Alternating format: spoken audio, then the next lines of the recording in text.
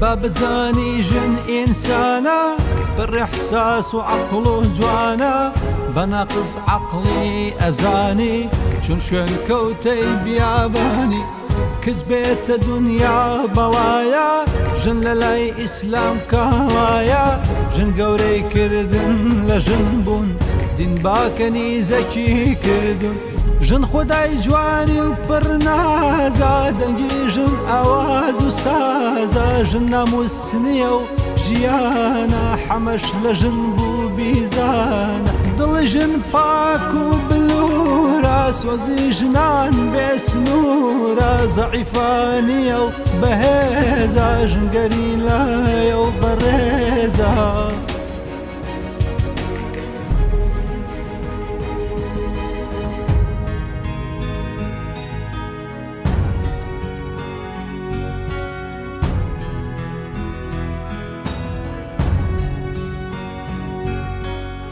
دەریا بە تۆی پیس پیس نابێ ژن بە قورئان لێی کەم نابێ تۆ ژن بە ناقڵس ئەزانی بۆشی وێڵ و سەرگەردانی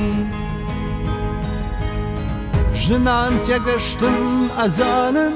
گیرۆدەی دەسی قورئانن ژن قەحبانیە هەینا پیا و